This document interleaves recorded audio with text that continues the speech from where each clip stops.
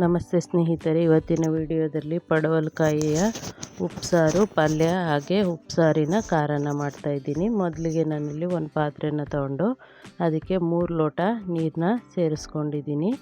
ಇದು ಕುದಿಯುವಾಗ ಇಷ್ಟು ತೊಗರಿಬೇಳೆನ ತೊಳೆದು ಸೇರಿಸ್ಕೊಳ್ತೀನಿ.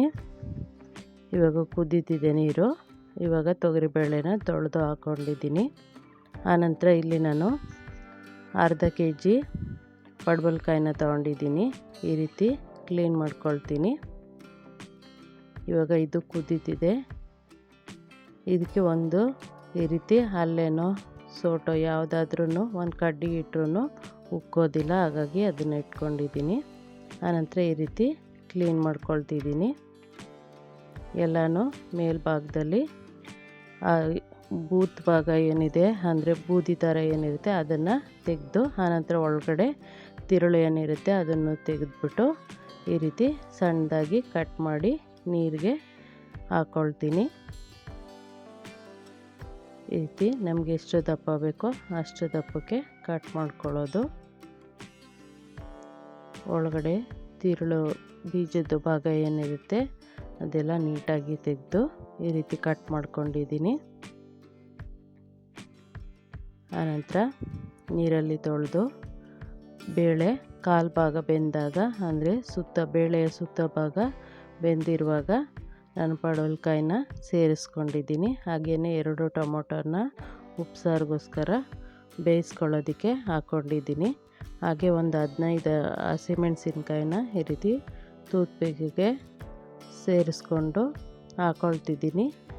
ಹಾಗೆಯೇ ಸೂಜಿ ದಾರಕ್ಕೆ ಪೋಣಿಸ್ಬಿಟ್ಟು ನಾವು ಬೇಯಿಸ್ಕೋಬೋದು. ಹಾಗೇನೂ ಬೇಳೆ ಪಡವಲಕಾಯಿ ಮೇಲೆ ಇಟ್ಟು ಬೇಯಿಸ್ಕೊಂಡು ಹಾಗೆಯೇ ಒಂದೊಂದಾಗಿ ತೆಗೆದು ಉಪ್ಸಾರು ಖಾರಕ್ಕೆ ಬಳಸ್ಕೋಬೋದು. ಇವಾಗ ಬೇಳೆ ಮತ್ತು ಪಡವಲಕಾಯಿಗೆ ರುಚಿಗೆ ತಕ್ಕಷ್ಟು ಉಪ್ಪನ್ನ ಸೇರಿಸ್ಕೊಂಡೆ. ಆನಂತರ ಇದನ್ನು ಬೇಯೋಕ್ಕೆ ಬಿಡಬೇಕು. ಬೇಳೆ 3/4 ಭಾಗ ಬೇಯಬೇಕು. ಅಲ್ಲಿವರೆಗೂ ಬೇಯಿಸ್ಕೊಂಡು ನೋಡಿ, ಇವಾಗ ಬೆಂದಿದೆ. ಪಡವಲಕಾಯಿನೂ ಬೆಂದಿದೆ. ಇವಾಗ ಟೊಮೊಟೊ ಮತ್ತು ಹಸಿಮೆಣಸಿನ್ಕಾಯಿನ ಎತ್ತಿಟ್ಕೊಳ್ತೀನಿ. ಆನಂತರ ಇದನ್ನು ಕಾಳು ಬಸಿಯೋ ಪಾತ್ರೆಗೆ ಹಾಕ್ಕೊಂಡು ನೀರನ್ನ ಸಪ್ರೇಟ್ ಮಾಡಿಕೊಂಡು ಪಲ್ಯನ ಸಪ್ರೇಟ್ ಮಾಡ್ಕೊಳ್ತೀನಿ.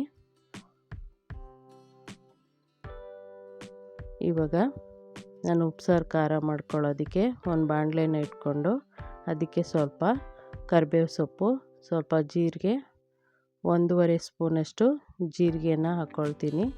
ಹಾಗೆ 1/4 ಸ್ಪೂನಷ್ಟು ನಾನಿಲ್ಲಿ ಮೆಣಸುಕಾಳನ್ನ ಸೇರಿಸ್ಕೊಂಡಿದ್ದೀನಿ. ಇವು 3 ಪದಾರ್ಥನೂ ಹುರ್ಕೊಳ್ತೀನಿ. ಆನಂತರ ಇದಕ್ಕೆ ನಾನು ಹುಣಸೆಹಣ್ಣು, ಬೆಳ್ಳುಳ್ಳಿ, ಉಪ್ಪು, ಸ್ವಲ್ಪ ರುಬ್ಬಿದಾದ ನಂತರ ಕೊತ್ತಂಬರಿ ಸೊಪ್ಪನ್ನ ಸೇರಿಸ್ಕೊಳ್ತೀನಿ.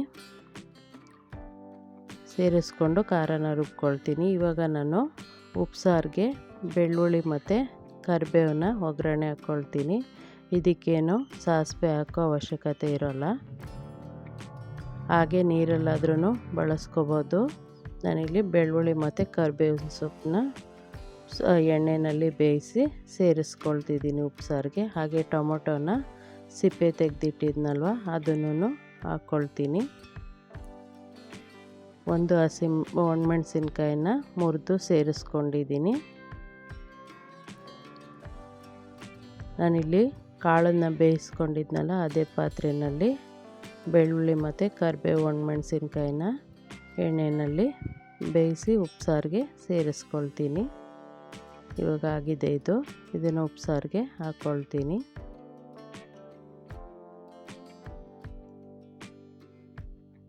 ಆನಂತರ ಟೊಮೊಟೊ ನಾನೇನು ಬೇಯಿಸಿಟ್ಕೊಂಡಿದ್ದೆ ಅದನ್ನು ಚೆನ್ನಾಗಿ ಕಿವುಚ್ಕೊಂಡು ಅದನ್ನು ಉಪ್ಸಾರಿಗೆ ಸೇರಿಸ್ಕೊಳ್ತೀನಿ. ತುಂಬ ರುಚಿಕರವಾಗಿರುತ್ತೆ ಈ ರೀತಿ ಮಾಡೋದ್ರಿಂದ.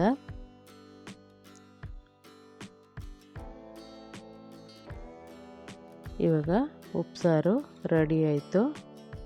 ಆನಂತರ ಪಲ್ಯ ಮಾಡ್ಕೊಳ್ಳೋದಕ್ಕೆ, ಒಗ್ಗರಣೆ ಹಾಕ್ಕೊಳ್ಳೋದಕ್ಕೆ ಅದೇ ಪಾತ್ರೆಗೆ ನಾನು ಇನ್ನೊಂದು ಸ್ವಲ್ಪ ಎಣ್ಣೆನ ಹಾಕ್ಕೊಂಡು 6 ಹಸಿಮೆಣಸಿನ್ಕಾಯಿನ ಸೀಳಿ ಸೇರಿಸ್ಕೊಂಡಿದ್ದೀನಿ. ಸ್ವಲ್ಪ ಸಾಸಿವೆ ಹಾಕ್ಕೊಂಡಿದ್ದೀನಿ. ಆನಂತರ ಸಣ್ಣ ಸೈಜಿಂದು ಗಾತ್ರದ್ದು ಒಂದು 4 ಈರುಳ್ಳಿನ ಸಣ್ಣಕ್ಕೆ ಕಟ್ ಮಾಡಿಕೊಂಡು ಹಸಿಮೆಣಸಿನ್ಕಾಯಿ ಬೆಂದ ನಂತರ ಸೇರಿಸ್ಕೊಳ್ತೀನಿ. ಇವಾಗ ಈರುಳ್ಳಿನ ಸೇರಿಸ್ಕೊಳ್ತೀನಿ. ಇದಕ್ಕೆ ಸ್ವಲ್ಪ 1-2 ಚಿಟಿಕೆಯಷ್ಟು ಉಪ್ಪನ್ನ ಹಾಕ್ಕೊಳ್ತೀನಿ. ಈರುಳ್ಳಿ ಬೇಯೋದಕ್ಕೂ ಹಾಗೆಯೇ ನಾವು ಇಲ್ಲಿ ಪಲ್ಯಕ್ಕೆ ಬೇಯೋದಕ್ಕೆ ಉಪ್ಪನ್ನ ಹಾಕ್ಕೊಂಡಿದ್ದೀವಿ. ಹಾಗಾಗಿ ಈರುಳ್ಳಿಗೆ ಉಪ್ಪಿನಂಶ ಬೇಕು, ಹಾಗಾಗಿ ಸೇರಿಸ್ಕೊಳ್ತೀನಿ. ಸ್ವಲ್ಪ ಕರಿಬೇವನ್ನ ಹಾಕ್ಕೊಂಡೆ, ಹಾಗೆ 1 ಹಿಡಿಯಷ್ಟು ತೆಂಗಿನ ತುರಿನೂ ಹಾಕ್ಕೊಂಡಿದ್ದೀನಿ. ಕೊನೆಯಲ್ಲಿ ಹಾಕೋದಕ್ಕಿಂತ ಇವಾಗಲೇ ಹಾಕ್ಕೊಂಡ್ರೆ ಅದರಲ್ಲಿರೋ ಹಸಿ ಅಂಶ ಸ್ವಲ್ಪ ಕಡಿಮೆ ಆಗುತ್ತೆ ಅನ್ನೋದಕ್ಕೋಸ್ಕರ ತೆಂಗಿನಕಾಯಿನ ಇವಾಗಲೇ ಸೇರಿಸ್ಕೊಂಡು ಅದು 1 ನಿಮಿಷ ಬೆಂದ ನಂತರ ನಾನು ಬಸ್ತಿಟ್ಕೊಂಡಿರೋಂಥ ಪಡವಲಕಾಯಿ ಬೇಳೆನ ಹಾಕ್ಕೊಂಡು ಈ ರೀತಿ ನೀರಿನಂಶ ಕಡಿಮೆ ಆಗೋವರೆಗೂ ಬೇಯಿಸ್ಕೊಂಡ್ರೆ ಪಲ್ಯ ರೆಡಿಯಾಗುತ್ತೆ. ಇವಾಗ ಪಲ್ಯನೂ ಆಯಿತು, ಹಾಗೆಯೇ ಉಪ್ಸಾರೂ ರೆಡಿ ಆಯಿತು. 1 ಕುದಿ ಕುದಿಸ್ಕೊಂಡಿದ್ದೀನಿ ಉಪ್ಸಾರು. ನೋಡಿ, ಖಾರಕ್ಕೆ ಹಸಿಮೆಣಸಿನ್ಕಾಯಿ, ಉಪ್ಪು, ಹುಣಸೆಹಣ್ಣು, ಹುರ್ಕೊಂಡಂತಹ ಜೀರಿಗೆ, ಮೆಣಸು, ಕರಿಬೇವು ಹಾಗೆ ಬೆಳ್ಳುಳ್ಳಿ ಅವೆಲ್ಲ ರುಬ್ಬಿದ ನಂತರ ನಾನು ಕೊತ್ತಂಬರಿ ಸೊಪ್ಪನ್ನ ಹಾಕ್ಕೊಂಡು ರುಬ್ಕೊಂಡಿದ್ದೀನಿ. ಇವಾಗ ಉಪ್ಸಾರು ಖಾರನೂ ರೆಡಿ ಆಯಿತು. ನಾವು ಮೊದಲೇ 1 ತಿಂಗಳಿಗಾಗುವಷ್ಟು ರುಬ್ಬಿ ಇಟ್ಕೊಳ್ತೀವಿ. ನಾನಿಲ್ಲಿ ಒಣಮೆಣಸಿನ್ಕಾಯಿ ಖಾರನೂ ರುಬ್ಬಿ ಮೊದಲೇ ಇಟ್ಕೊಂಡಿದ್ದೆ. ನೋಡಿ, ಜಾರನ್ನ ತೊಳೆದ ನೀರನ್ನ ಸ್ವಲ್ಪನ ನಾನು ಉಪ್ಸಾರಿಗೆ ಸೇರಿಸ್ಕೊಂಡಿದ್ದೀನಿ. ಸ್ನೇಹಿತರೆ, ಇವಾಗ ಉಪ್ಸಾರು ಖಾರ ಹಾಗೆ ಪಡವಲಕಾಯಿ ಬೇಳೆ ಪಲ್ಯ ಉಪ್ಸಾರು 3 ರೆಡಿ ಆಯಿತು. ನೋಡಿ, ಇದು ಮೊದಲೇ ಮಾಡಿಟ್ಕೊಂಡಂಥ ಖಾರ.